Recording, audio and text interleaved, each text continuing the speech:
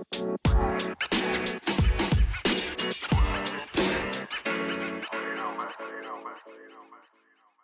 Nuts and Bolts of Writing, Season 2, a podcast where we talk about literature, the ins and outs of writing, and how to actually start writing.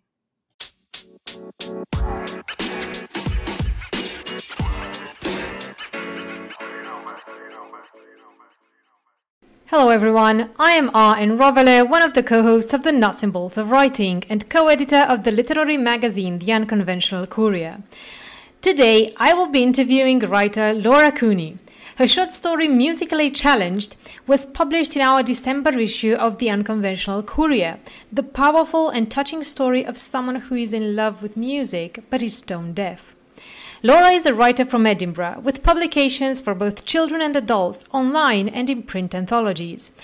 Her recent side projects include attending spoken word events and collaboratively creative a children's poetry zine. When she's not doing lots of writing, you'll find her with her children as close to the sea as possible, and there will be ice cream. You can find Laura Cooney's blog at www.lozawriting.com, and you can follow her on Twitter and Instagram at lozawriting. I will put all the links in the description below. Hello, Laura. It's lovely to have you here. Hello. Thanks very much for having me on and asking me to do this. It's really awesome to have a chance to discuss with you about literature and about the story that you published with us in The Unconventional Courier, which was called Musically Challenged. Your story speaks about the protagonist's relationship to music and how music seeps into every aspect of their life and being. So let me start by asking you this. What was your inspiration for the story? So the inspiration was a prompt from Full Mood Mag asking for something to do with music. It was melanoma, which is the sort of absorption of music and the desire to listen to music and having music involved like that in your life. And that was basically the prompt. What you had to do was think about how music could affect you, and that was the story that sort of just popped straight into my head. And that is often how it works for me with writing. I'll see a prompt, I'll get a little bit of an idea from it, and very quickly the idea will just turn into something quite fully formed in my head. And that was where that came from, really. Oh, I see. So it was from a prompt. That's really interesting. Do you often work with prompts? Do you prefer to start from prompts or not necessarily? Yeah, I would say that's probably about 70% of where the writing for me comes from. I started off actually as a picture book writer when I got into writing, and wrote a few manuscripts, started querying them for maybe agents or publishers, and was finding that it was taking an awfully long time. And that was what I started to do on Twitter, was look for writing prompts. I found some poetry ones to begin with, and from there I found some lit mags that had like short flash fiction, 50-word things that they were looking for. And basically this is what I do now. I troll Twitter every day looking for things like that I can write and submit.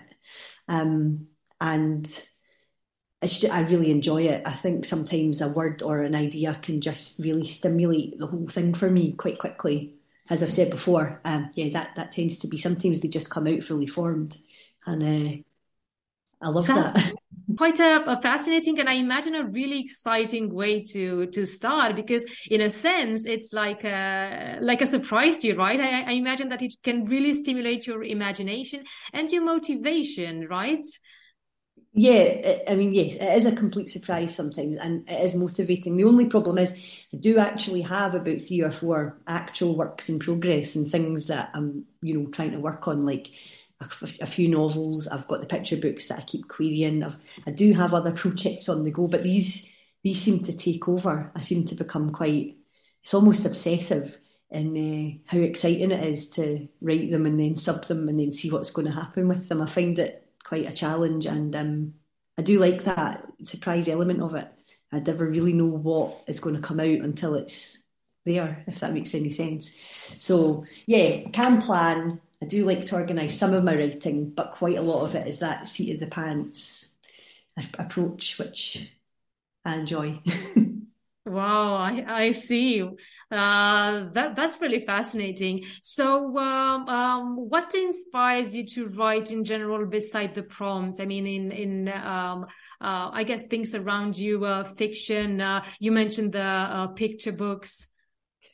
Yeah, so I suppose like I do a fair amount of children's writing, although that takes a back seat at the moment sometimes. But I've got two children, so you know, on a daily basis, I'm getting a lot of influence there from the children, things they might say and things that they're interested in, and things that they do, and things that maybe certainly for the picture books things I might need help with.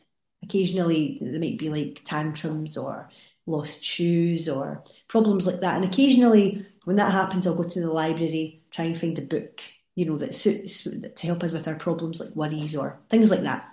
And so from that, sometimes there's a lack in some stories, I think, for the way I need it. So that then makes me want to write something to help other parents and other people, to have um, a sort of better experience. No, I see, and I think it's quite interesting because often when I imagine that when you look at the world through the lens of a child's imagination or experiences, you can always find a lot of new things, right? Because it gives you a different perspective than the one you have as an adult. Yeah, and because I'm actually also a teacher, I find I can kind of tap into that, the child's way of thinking, being able to get down to their level and thinking about how they see the world. So certainly that influences a lot of the children's writing will be my children themselves and things like that. Other things, I suppose, that influence me are just, I guess it's the world around me. I do like to people watch. I like to create a character and I like to kind of try and sort of put what I've seen into something in a book. So, for example, I do have something a story of mine that I really love. It's only short fiction. It's less than 500 words long, but I'd been to a fairground attraction museum when I was down in Devon on my holiday last summer, and it was amazing. There was so many old rides from like the 50s and the 40s, and like a really old Hall of Mirrors and a really old fashioned ghost train. And it was in a giant warehouse and it was quite echoey and you could hear like the carousel music. And what happened was when we went in, the person at the counter who sold us our tickets was actually the first person that let us go on a ride. There weren't that many staff. So we went on this ride with the kids and we had a good time. And then we went for a cup of tea. And then we went to the Hookah Duck. And the person at the Hookah Duck was the same person that had let us on the first ride and was now letting us on the Hookah Duck. And at that moment, I heard the music. I'm in this big space. I'm seeing all these old rides. And I thought, that's creepy. It's totally creepy. Things like that will just go straight into my brain. And it percolates. It takes a while maybe. But like I might write something in my notebook and then it could be days later. It'll just sit at the back, constantly percolating away. And I eventually came up with this story. And it's called The Last Walks of Arnos Finchley. And it's definitely one that's close to my heart. It's probably one of my most favourite pieces of writing. But that came purely from that whole immersive experience. I just absorbed all of that day and just left it sitting inside me for maybe a week or two, and then eventually come out with a story. So yeah, it's things like that. People watching, seeing a person, thinking that's a bit interesting, and then finding somewhere to put that in a story tends to then make my stories happen, I guess.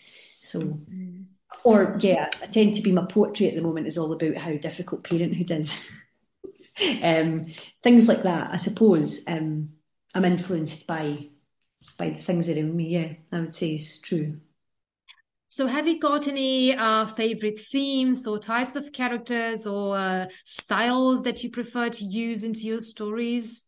I'm not really sure. There's really nothing that I won't write once or nothing that I won't try. I've recently written something completely out there for me kind of a sort of sci-fi fantasy horror type thing, which I've recently subbed. It was for a call. It was particularly for something called the Hyperion, and I mean that was completely different for me to have done something like that kind of horror, kind of strange aspect of writing. Not sure it's something I would necessarily get into and do again, but like I say, I really do enjoy taking on a challenge of anything at all.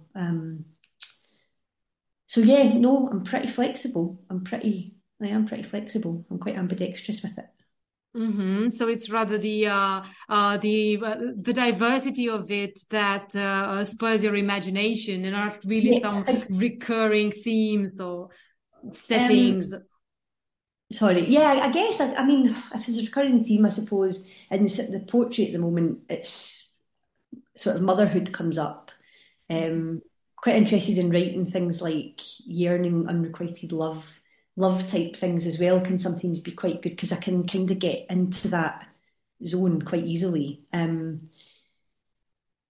think my whole life I've watched detective programs, like pretty much everything, you name it, Columbo, Starsky and Hutch, anything with a detective in it. And so, I pick away occasionally at little scenes here and there of it's never a full story, but there might be little scenes or little scenarios with these particular characters that I've developed that I think one day might go somewhere. So yeah, I guess those things are all influences, and those motifs do show up for me from time to time.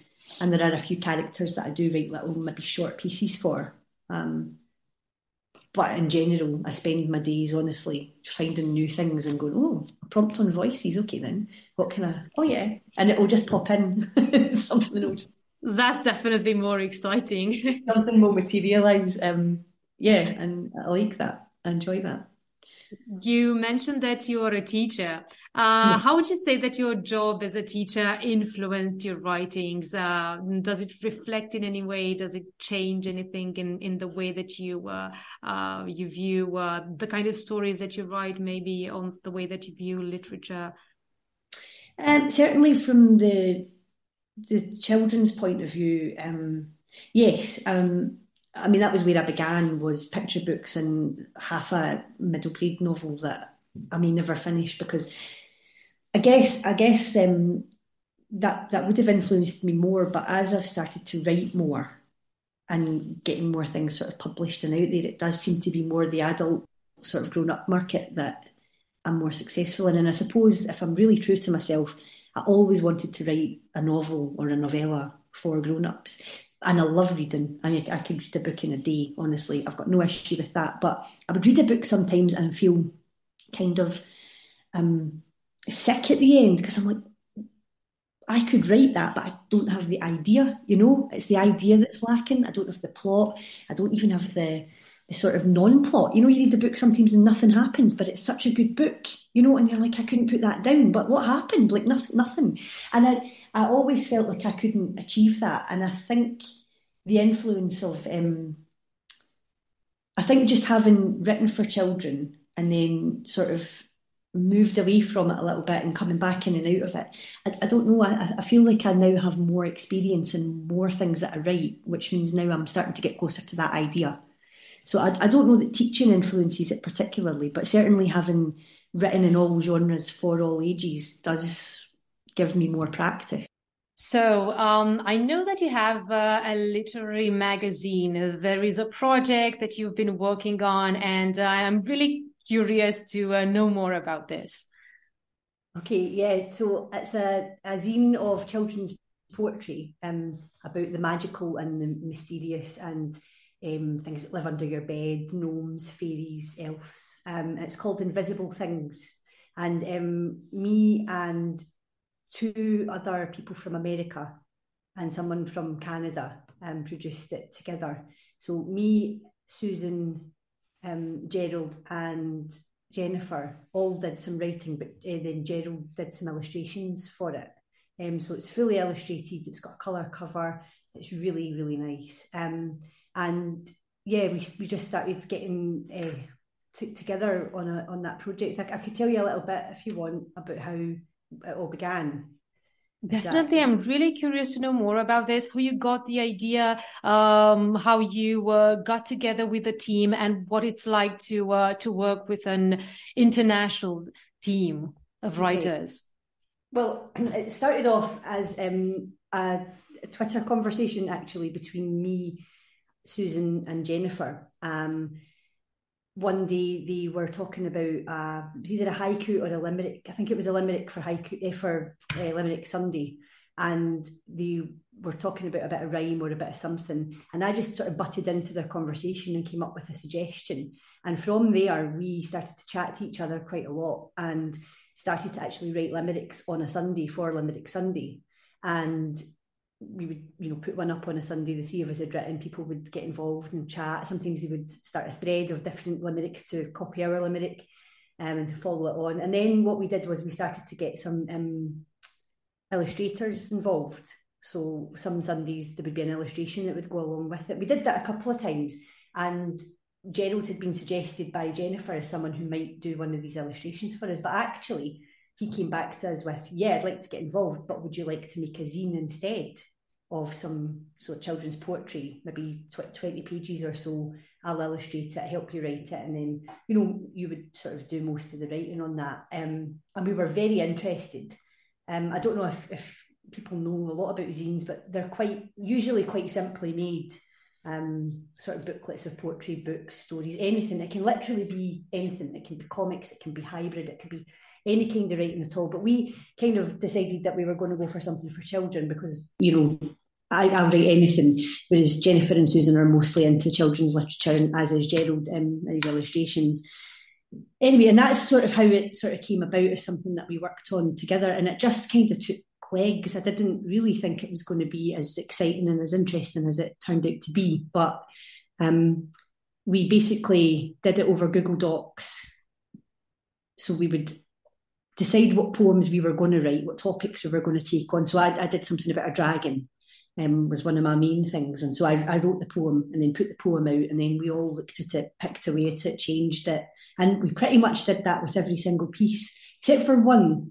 We're all credited as being writers, but there's one poem within it that actually Jennifer, I think, just wrote, and we never changed it. It was so good, about tiny people that live in an air vent.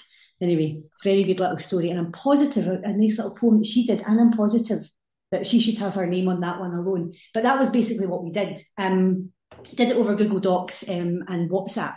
We did start on Twitter, but DMs are difficult because you can't swipe right. So anyway, and that was it. We've never met. We've done Zoom conversations and things like that, but we've never actually physically sat in a room together. But we've managed to create this really, really nice piece of art. And we got it printed quite professionally, and it's all eco printed, like with sort of eco ink and things like that. And so it's gone sort of slightly in between zine and maybe chapbook, somewhere in between the two.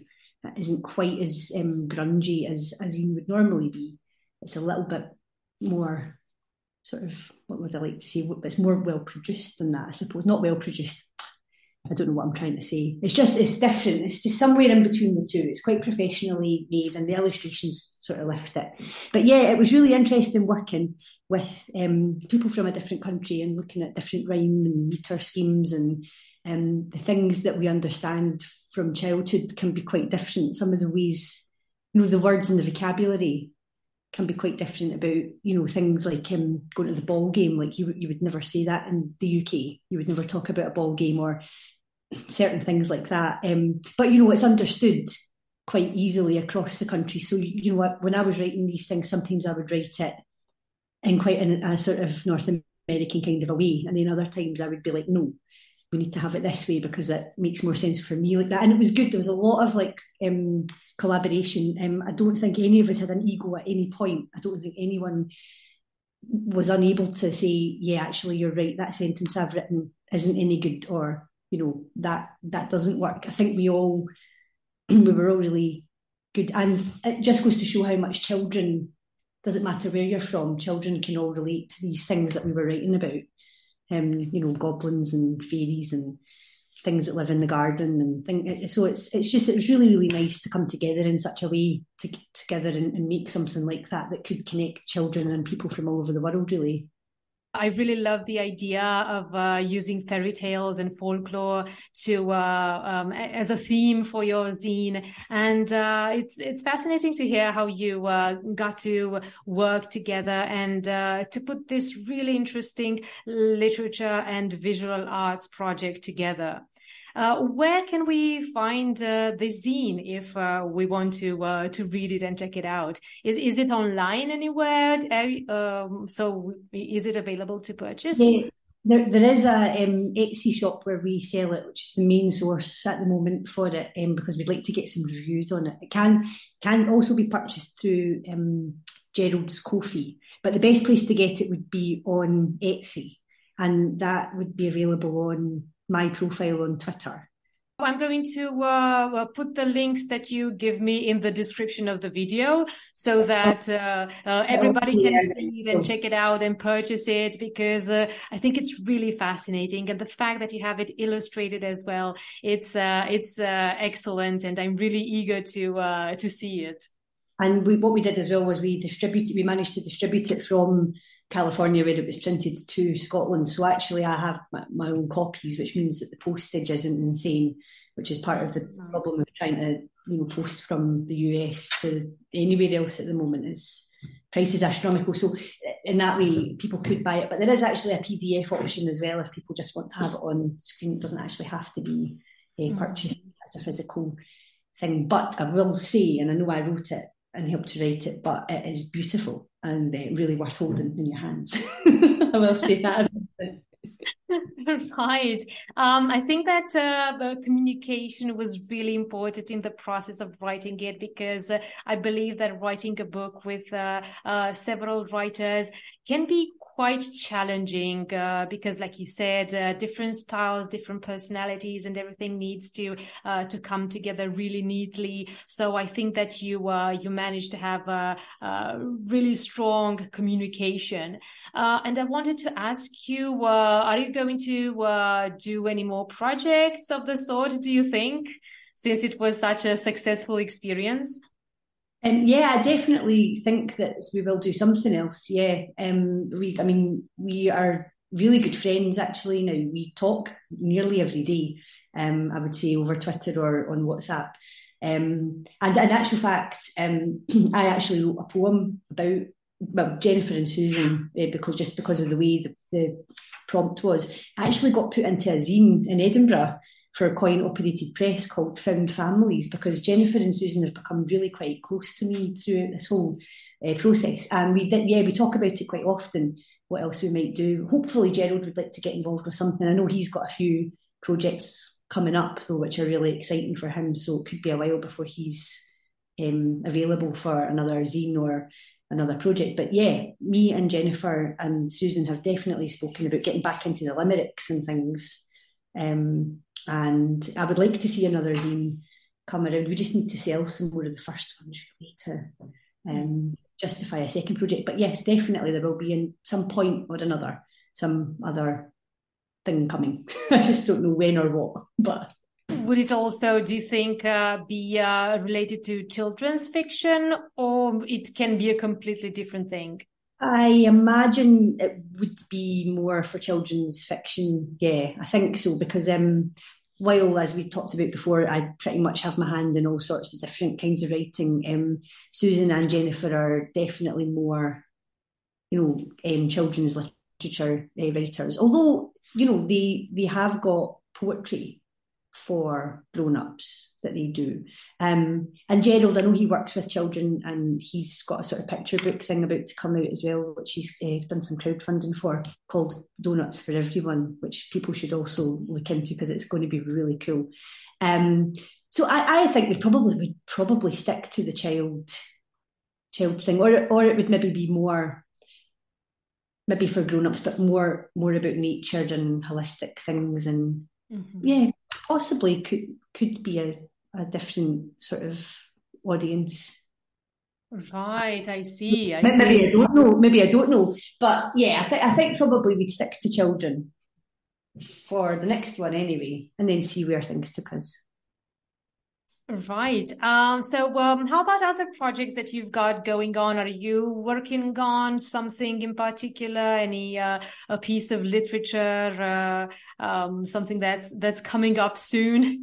Well, I'm always working on something. I actually have three things I can't really talk about that are going to be coming in the pipeline soon. So yeah, watch this space on some things. But yeah, I'm always working on something. At the moment, I've got I think it's a novella. It might be a novel. I don't know, but it's a sort of crime esque thing that I've always kind of wanted to write and never felt like I really could.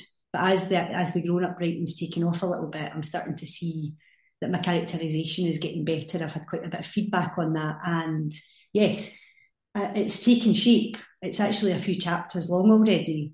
So yes, I'm working on a crime novella at the moment, which may turn into a novel. I don't know, and various other little bits and bobs. I still write my poetry and things, but I'm trying to take a bit of time off looking at prompts so that I can focus on something that's an actual, solid object.